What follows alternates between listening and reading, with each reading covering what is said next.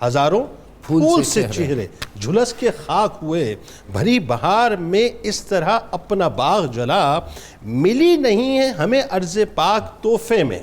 ملی نہیں ہے۔ یہ جو لوگ کہتے ہیں نا کہ صاحب بس مل گئی، نہیں ملی نہیں ہے، 22 لاکھ جانوں کے نذرانے پیش کیے ہیں، ملی نہیں ہے ہمیں عرض پاک تحفے میں، جو لاکھوں دیپ بجھے ہیں تو یہ چراغ جلا۔ اب ذرا آپ بتائیے صاحب، نوجوان آپ کو سن رہے ہیں، یوم پاکستان کی اہمیت آج جو 23 مارچ ہے، اور آج کا پاکستانی نوجوان جو ہے اسے کیا کرنا چاہیے؟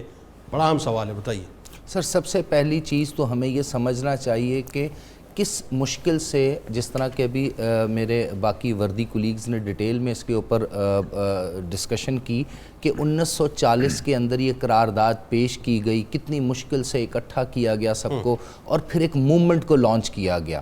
اچھا، اس تمام مشکلات سے گزرنے کا مقصد صرف یہ نہیں بتانا تھا کہ دو قومی نظریہ میں مسلمان اور ہندو الگ قوم ہیں، ہم نے کوئی الگ طریقے سے زندگی میں کھانا پینا ہے، کپڑے پہننے ہیں، زندگیاں گزارنی ہیں، شادی بیاہ کرنے ہیں، کاروبار کرنے ہیں، تو ہندوؤں کے ساتھ رہ کے ہم کر نہیں پاتے تھے۔ یہ بتانا اس کا مقصد نہیں تھا، بلکہ یہ تھا کہ دین حق یعنی اسلام پر عمل کرنا، ثابت قدم رہنا، اور اسلام کو پروان چڑھانا، اور اللہ کے میسج کو کرۂ ارض پہ آزادی کے ساتھ اسٹیبلش بھی کرنا اور پھیلانا بھی، یعنی مرکز اسلام بنانا۔ پاکستان کو مدینہ الثانی اس لیے نہیں کہا جاتا کہ یہاں پر صرف ہم نمازیں پڑھتے ہیں، روزے رکھ لیتے ہیں، زکاتیں دے دیتے ہیں، بلکہ اس لیے کہا جاتا ہے کہ اسلام کا جو فلسفہ حق ہے کہ اسلام کو زندہ رکھنا ہے، اس کو اسٹیبلش کیا گیا اس مدینہ الثانی سے۔ پہلی تو امپورٹنٹ چیز ہے۔ دوسری امپورٹنٹ چیز، جس طرح میں نے گزارش کی اور آپ نے بھی اس میں کافی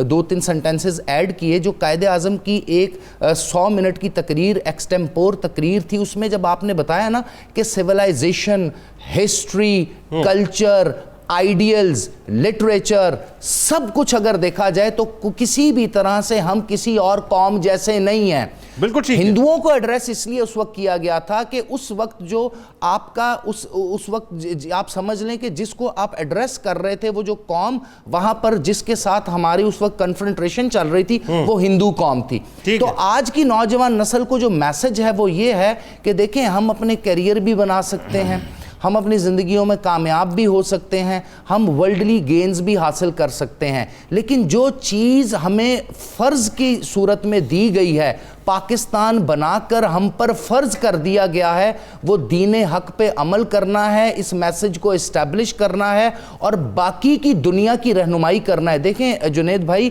اس وقت پاکستان اسلامی ممالک کا کلا ہے، کیونکہ ہم واحد نیوکلیئر پار ہیں، ہم لیڈ کر رہے ہیں۔ آپ دیکھیے گا 1920 1921 سے پہلے اگر دیکھا جائے تو آٹومن امپائر ہوا کرتی تھی، پوری کی پوری مسلم امہ کی مرکز ہوا کرتی تھی، لیکن اللہ تعالیٰ کا ایک مہربانی اور اللہ تعالیٰ کی جو نوازش ہے بر صغیر کی اس مسلمانان بر صغیر کے اوپر، ہمارے آبا اور ہمارے اوپر، کہ اللہ تعالیٰ نے ہمیں چن لیا ہے اس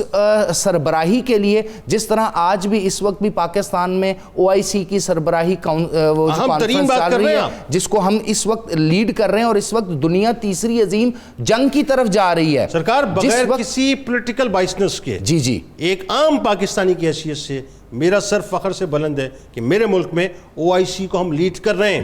رہے ہیں، اور اس وقت جب دنیا تیسری عظیم جنگ کی طرف جا رہی ہے، جب کوارڈ پالیٹکس چل رہی ہے، جب آکس پالیٹکس چل رہی ہے، جب دوسری طرف RCEP کی پالیسیز چل رہی ہیں، تیسری طرف چائنا کو کنٹین کیا جا رہا ہے، نوجوان نسل کو صرف اتنا ہی بتانا ہے کہ صرف الگ وے آف لائف گزارنے کے لیے ملک نہیں بنایا تھا، دین حق کی سر بلندی کے لیے بلایا تھا، اور پوری دنیا میں دین کے میسج کو ریوائیو بھی یہیں سے کرنا ہے ہم نے، اور پریکٹیکل اپنی لائف سے، یعنی میں نے اور آپ نے اپنی پریکٹیکل لائف سے ثابت کرنا ہے کہ ہمارے آبا کا، ان کی قربانیاں، اور قائد اعظم محمد علی جناح کی ایک سیپریٹ ہوم لینڈ کی ڈیمانڈ پاکستان کا بنانا ایک غلط فیصلہ نہیں تھا۔ اس ملک کو لوٹنے کے لیے، نوچنے کے لیے، اس کے خلاف پروپیگنڈے کرنے کے لیے، یا باہر کے کچھ وہ جو پیسوں پہ بکنے والے لوگوں کے ساتھ ہمیں کھڑے نہیں ہونا، ہمیں اپنی اس ارض پاک میں ہی جینا ہے، یہیں پر مرنا ہے، اور اسی کے لیے اپنی زندگیاں، اپنی جانیں، اپنا مال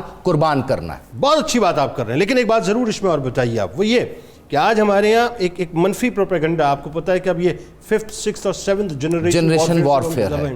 اور اس میں خاص طور پہ یہ جو ایام ہیں ان ایام کو بھی متنازع بنانے کی کوشش کی جاتی ہے. چھوڑے صاحب، کہاں ماضی کی باتیں کرتے ہیں، آگے کی بات کریں. دنیا بہت آگے چلی گئی. سر دیکھیں، اگر ہم نہیں جڑے رہیں گے اپنے ایام کے ساتھ، نہیں جوڑے رکھیں گے اپنے نوجوانوں کو اپنے ایام کے ساتھ اور اسلاف کے ساتھ، پھر تو سب سر میں آپ کو ایک چھوٹی سی مثال دیتا ہوں. آپ نے دیکھا کہ جب بابری مسجد کو ڈیمالش کیا گیا، شہید کیا گیا 90s کے اندر، اور اس کے بعد وہ جو راما جنم بھومی کے نام سے وہاں پر ایودھیا کے اندر انہوں نے باقی اپنا سسٹم بنانے کی کوشش کی. آج بھی ہندو جتنے بھی ہیں وہ اس پرابلم کا حصہ ہیں کہ کیا رام ایگزسٹ کرتا تھا یا وہ کہانی تھی. تو یہ جو ایام ہیں، یہ جو دن ہیں، یہ آنے والی نسلوں کو باور کرواتے ہیں کہ آپ کی تاریخ حقیقت سے جڑی ہوئی ہے. بالکل ٹھیک.